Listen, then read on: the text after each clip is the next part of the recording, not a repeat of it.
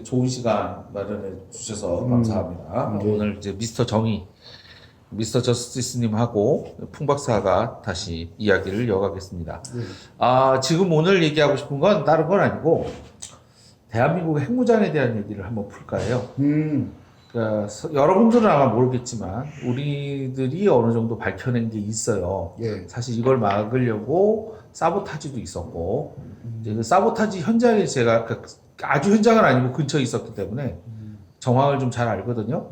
그런 썰을 좀 풀겠습니다. 예. 오늘의 이야기는 대한민국의 핵무장입니다. 예. 자, 미스터 정의.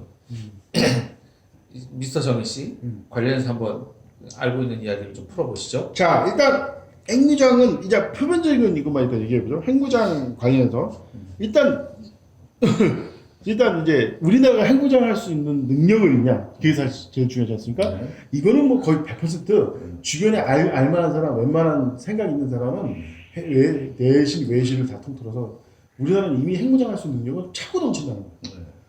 심지어는 뭐 장비, 기술, 그 심지어 원료 다 있다 이거예요. 다만 그냥 그 특히 핵심이 미국과의 관계, 국제사회의 관계, 제재가 있어가지고 못 만든 부분이지. 수소폭탄까지도 심지어는 중소폭탄까지는 좀 너무 기술이 고도화돼 있어서 좀 어렵지만 수소폭탄까지는 충분히 만든다. 뭐 이런 얘기가 있어요 지금. 네. 그래서 이제 수소폭탄 핵무기 그냥 일반 핵무기인가? 근데 이제 일단 제가 과학자로서 한마디 하겠는데, 예. 우리나라가 그동안 그 핵폭탄을 못 만든 이유는 아주 단순합니다. 예. 뭐냐면 핵물질을 농축할 수 없었어요.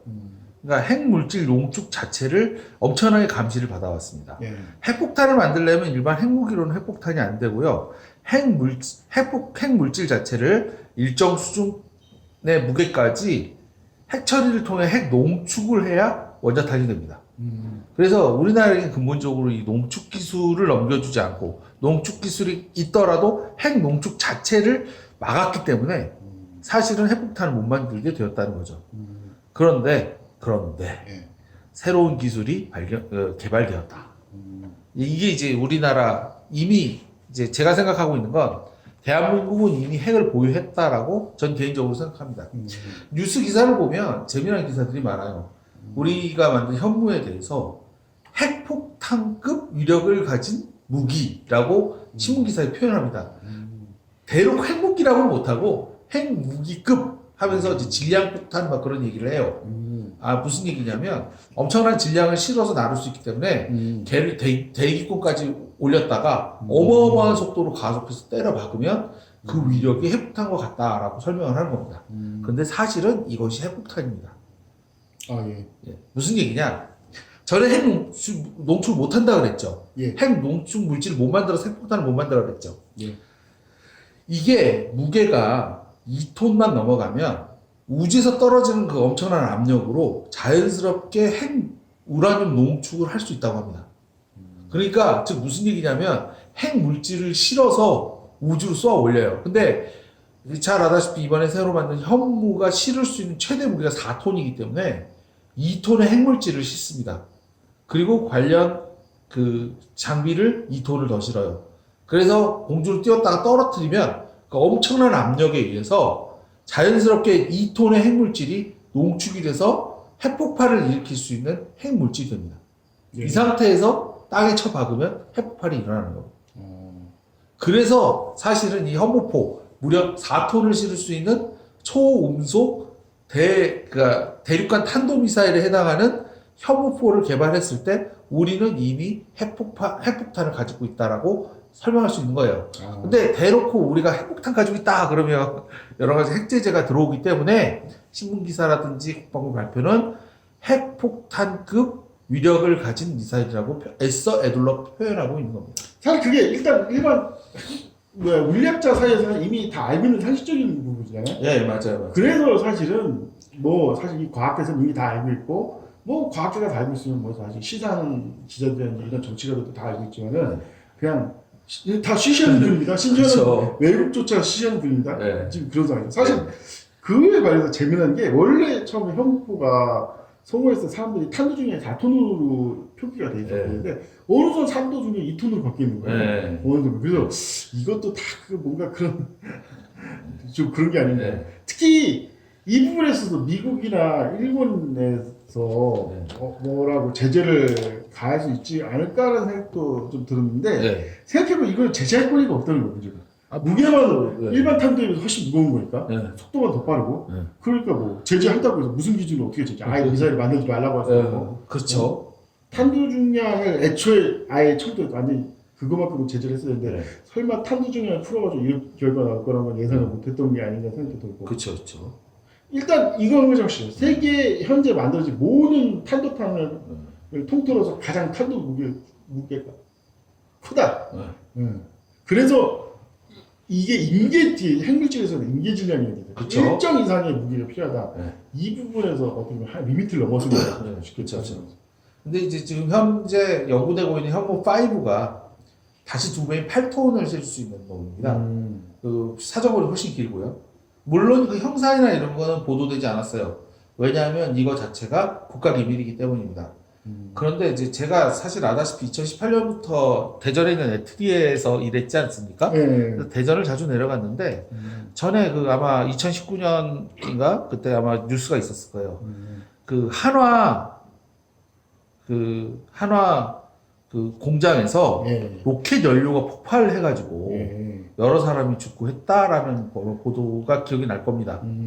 내가 그 폭발 현장에서 몇 킬로 안 떨어진 데 있었어요. 버스를 타고 있는데 갑자기 꽝꽝 하면서 버스가 흔들리는 거예요. 그래서 버스 운전수 깜짝 놀라가지고 버스 속도를 줄이고 갑자기 멈췄어요. 그래서 아 이게 뭐냐, 뭔 일이 있었냐, 뭐 폭탄 뭐 대포라도 쐈냐. 근데 꽝꽝 한 번 더 터집니다.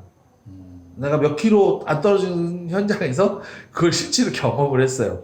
근데 이게 왜 그러냐면 아까 얘기했다시피 현무가 이런 어마무시한 능력을 가진 걸 알고 아마 사보타지가 들어온 게 아닌가라고 개인적으로 생각하고 있습니다. 그리고 그게 문제가 뭐냐면 이게 뭐 로켓 산화연료를 잘못 섞다가 터졌다고는 하는데 그렇다면 한 번 터져야지 왜 두 번 터지냐 이거예요. 그래서 이거 사보타지다. 제가 보기엔. 1차 공격이 있었고 2차 폭발물이 터지니까 충격을 받고 그 다음에 2차 폭발이 일어나는 게 아닌가. 아니면 설명하기가 좀 애매해요. 사실은. 사실 그렇죠. 세상 일이 마음대로 안 되는 거니까. 네. 관련해서 참 사실 어떻게 보면 머리가 많이 복잡해지는 그런 게 네. 있거든요. 왜냐면 그동안 나도 이게 뭐가 문제냐면 지금까지는 우리나라 힘이 상당히 약했기 때문에 네. 이런 심각한 문제에 집중적으로 우리가 이제 한다기보다 그냥 시대의 흐름을 타면 된다 이거예요. 네. 근데 사실 이번에 SLB 발사를 통해서 주변 국가들이 동향을 보면 더 이상 우리는 방관자로서만은 넘어서는 안 된다. 주조를 하든지 아니면 그냥 휘둘려 가든지 둘 중 하나지. 앞으로는 주변 국가들이 안 내버려둘 가능성이 있다. 벌써 프랑스부터 벌써 우리나라 접촉을 시도하는 것 자체가 이미 키 메이커가 됐고 키 메이커로서 역할을 다하지 않는 이상은 국제 정치에서 밀려날 수 있고 밀려나는 순간 우리나라는 그 쉽게 말하면은 이제 왜 축구에서 뭐라고 그러죠? 그 못하고 한다나? 그 값을 못한다는 말 있지 않습니까? 그런 것처럼 위험해질 수 있다. 이제는 우리나라를 가만 내려보지 않을 것이다. 지금까지도 그랬지만 앞으로는 더 적극적으로 우리나라는 이런 식으로까지 타진하고 이 중심에 있어서 어떤 계속 공작이나 이런 게 들어올 가능성이 있다. 그러니까 우리는 지금까지 마인드를 좀 바꿔야 되지 않을까. 네. 물론 그 부분에서도 아까 사실 정치가 됐죠. 우리나라는 그거에 굉장히 뛰어나다. 그렇지만 그 방향을 바꾸는 거하고 남들이 가는 방향을 다 같이 고려해서 이끄는 거라도 다른 문제예요. 네. 우리나라가 아직 제일 걱정인 게 이게 없다. 지금 아직까지 우리는 한 번도 세계를 이끌어본 경험이 없다. 국가 최소한 현재 대한민국 입장에서는. 네. 근데 이제는 그런 역할을 우리가 해야 되고 분쟁이 났을 때 특히 어느 나라 중국이나 예를 들어 러시아나 미국 간의 분쟁이 있을 때 우리나라 주도해서 이걸 분쟁을 격화시켜야지 아니면 분쟁을 중지시키려 우리가 스스로 판단하고 우리가 결정을 내려야 되는 상황이 좀 계속 도래하고 있다 이겁니다. 예. 사실 이제 뭐 그런 책도 있다고 하더라고요. 어느 날 깨보니 선진국이더라. 예, 그런 책이 있어요. 예. 그러니까 무슨 얘기냐면 이미 우리나라는 선진국이고 선도 국가에 이르렀어요. 그렇죠. 그게 문제. 선진국이 단순 선진국이 아니라 선도국가다. 네. 그러니까 옛날에는 우리나라 선도국이 아니고 개도국이었으면 그러니까 뭔 일이 있을 때 그거 따라갈 만한 모델이 있었어요. 그래서 누구처럼 하면 된다, 누구처럼 하면 된다라는 거였는데 예. 우리는 이제 우리가 젊었을 때는 이제 그런 사회를 살아왔어요. 그러니까 예를 들어 뭐 독일에 이런 제도가 있으니 받아들이자, 뭐 미국에 이런 제도가 있으니 받아들이자, 일본에 이런 게 있으니 받아들이자, 그렇죠. 뭐 이런 식으로 살아왔는데 그렇죠. 이제는 우리나라가 받아들일 수 있는 게 없어요. 왜냐하면 그렇죠. 우리나라가 선도국이기 때문에 오히려 딴 나라가 한국이 뭐라대 이런 곳에 지금 우리는 한 번도 경험해보지 못한 세상에 와 있는 겁니다. 그렇죠. 네. 이때 우리가 뭘 해야 되느냐. 근데 아직도 지금 우리나라는 선도국은 고사하고 뭐 일본이 어땠다더라, 일본 외신이 어떻게 얘기한다더라, 외신 타령하면서 우리나라 이래서 되느냐 이런 식으로 후계 쪽으로 쓰는 그런 논평에 휘둘려서는 안 되는 겁니다. 왜냐? 우리가 선도국이에요. 우리가 결정하고 우리가 나아가면 그게 정답이 되는 겁니다. 그렇죠. 그런데 지금 소위 말해 기성 언론들 논조를 봐봐요. 언론에서 뭐 외신에서 뭐라고 했더라. 외신에서 뭐라고 했더라. 실제로 외신이 뭐라고 한 게 중요한 게 아니에요. 자신들이 원하는 방향으로 이 국정을 이끌고 싶은 겁니다.